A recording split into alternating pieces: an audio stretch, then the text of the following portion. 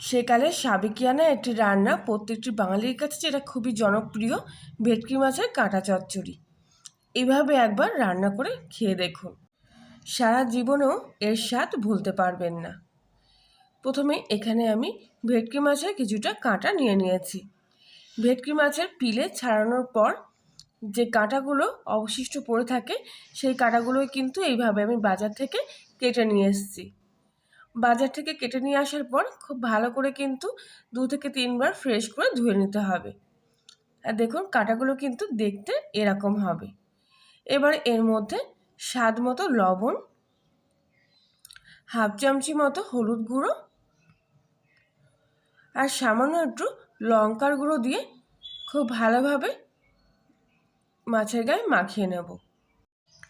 শোনা যায় মহানায়ক উত্তম কুমারের অনেকগুলি প্রিয় খাবারের মধ্যে অত্যন্ত প্রিয় ছিল এই ভেটকি মাছের কাঁটা চচ্চড়ি। আর সেখান থেকে কিন্তু প্রত্যেকটা বাঙালির ঘরে ঘরে প্রিয় হয়ে গেছে এই ভেটকি মাছের কাঁটা চচ্চড়ি। অনেক পুরোনো দিনের রান্না এটা, তবুও আমি আমার মতো করে আজকে ভেটকি মাছের কাঁটাগুলো রান্না করে আপনাদের সঙ্গে শেয়ার করছি। মাছের কাঁটাগুলো লবণ হলুদ মাখানো অবস্থায় বেশ কিছুক্ষণ কিন্তু এইভাবে রেখে দেব। এতে কাঁটার মধ্যে লবণ প্রবেশ করে এর স্বাদটা বাড়িয়ে তুলবে। কিছুটা সরিষার তেল এখানে আমি নিয়ে নিয়েছি। সরিষার তেলে রান্নাটা করলে কিন্তু খুব ভালো স্বাদ হবে। তেলটা খুব ভালোভাবে গরম করে নিয়েছি। এবারে একে একে মাছের কাঁটাগুলো তেলের মধ্যে দিয়ে দিচ্ছি।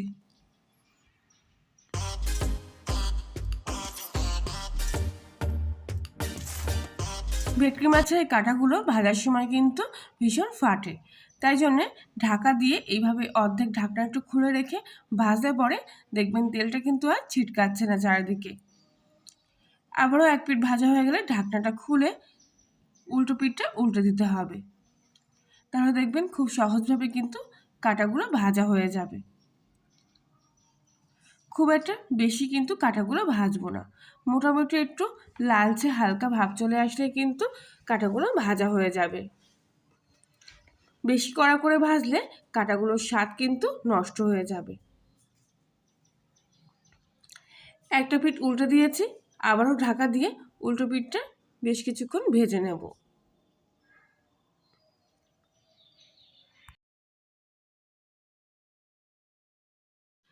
ভেজে রাখা কাঁটাগুলো তেল থেকে এবার তুলে নিচ্ছি।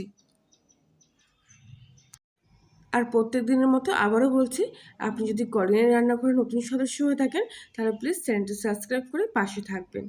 আর পাশে বেল আইকনটি প্রেস করবেন নতুন কোনো ভিডিওর আপডেট পাওয়ার জন্য।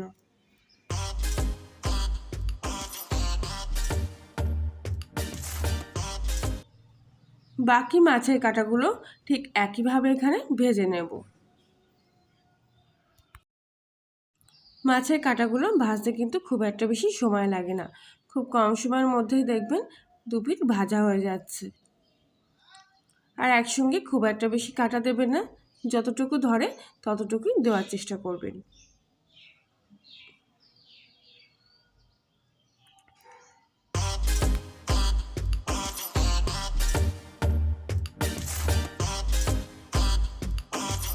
আবার একটু অর্ধেক ঢাকা দিয়ে এই মাছের কাঁটাগুলো ভেজে নিয়েছি। এক পিঠ এরকম হালকা লাল হয়ে গেছে, এবার উল্টো পাল্টে আবার উল্টো পিঠটা ভেজে নিচ্ছি। আজকের রেসিপিটি সম্পূর্ণ দেখার পর যদি আপনাদের ভালো লেগে থাকে তাহলে প্লিজ রেসিপিটি অন্যদের সাথে শেয়ার করে দেবেন।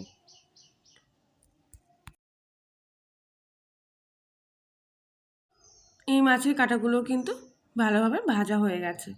এবার এগুলো ঠিক একইভাবে তেল থেকে তুলে নেব। আর কত সুন্দর দেখুন মাছের কাঁটাগুলো পুরোপুরি ভাজা হয়ে গেছে।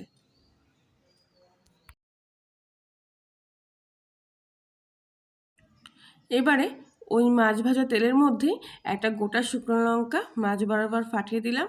আর এখানে একটা বড় তেজপাতা নিয়েছি, তেজপাতার সাইজটা বড় ছিল বলে অর্ধেক তেজপাতা এর মধ্যে দিয়ে দিলাম। সামান্য একটু সাদা জিরে ফোড়ন দিয়েছি। ফোড়নটা ভাজা হয়ে গেলে 3টে বড় সাইজের পেঁয়াজ এরকম জুলিয়ান করে কুচিয়ে নিয়েছিলাম। তেলের মধ্যে পেঁয়াজগুলো দিয়ে একটু নাড়িয়ে চাড়িয়ে নিলাম। সামান্য একটু লবণ দিয়ে পেঁয়াজগুলো ভাজবো। এর ফলে পেঁয়াজের যে জলটা আছে খুব তাড়াতাড়ি বেরিয়ে এসে পেঁয়াজটাকে নরম করে দেয়, আর তখন কিন্তু পেঁয়াজটাও খুব তাড়াতাড়ি ভাজা হয়ে আসে। পেঁয়াজের গায়ে থেকে কিন্তু তেল ছাড়তে শুরু করেছে। পেঁয়াজটা একটু উল্টো পাল্টে ভেজে নিচ্ছে একটু কালার চলে আসা পর্যন্ত।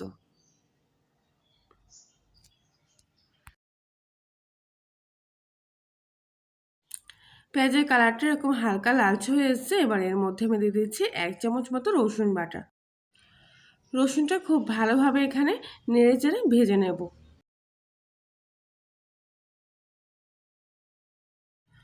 রসুনটা খুব ভালোভাবে পেঁয়াজের সাথে কিন্তু ভাজা হয়ে এসছে।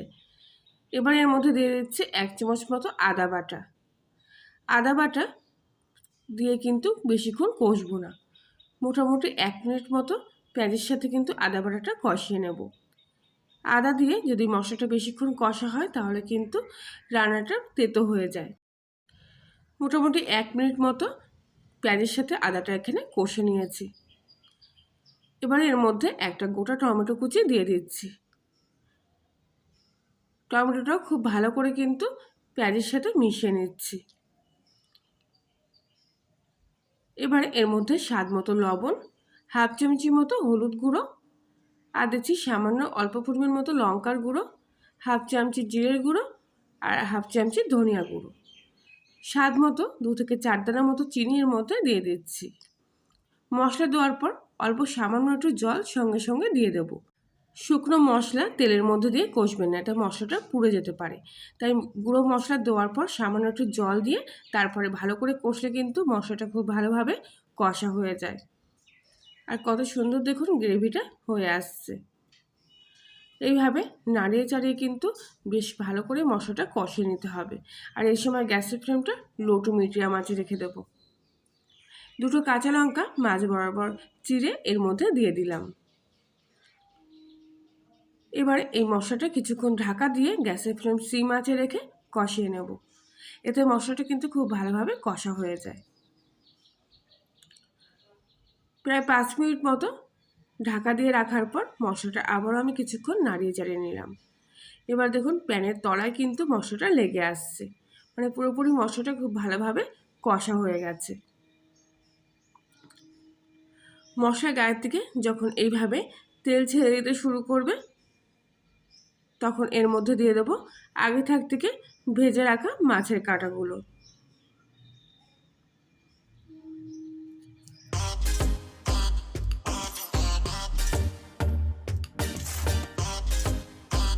মশলাটা কাটার সাথে কিন্তু খুব ভালোভাবে একটু নাড়িয়ে চাড়িয়ে নেব।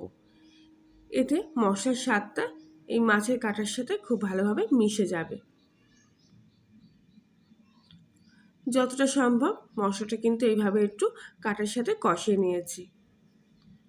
এবারে এর মধ্যে দিয়ে দেব পরিমাণ মতো জল। প্রথমে একটু বেশি পরিমাণে জল দিচ্ছি যাতে মাছের কাঁটাগুলো খুব ভালোভাবে ঝোলের সাথে মিশে যায়, তার জন্য একটু নাড়িয়ে চাড়িয়ে নিচ্ছি। কেননা এই ভাজা কাঁটাগুলো কিন্তু একটু ঝোলের সাথে ফুটিয়ে নিয়ে একটু নরম করে নিতে হবে, তার জন্য জলের পরিমাণটা একটু বেশি দিতে হবে। এবারে ঢাকা দিয়ে বেশ কিছুক্ষণ ধরে এগুলো সেদ্ধ করে নেব। প্রায় 5 মিনিট মতো ঢাকা দিয়ে এইভাবে ফুটিয়ে নিয়েছি।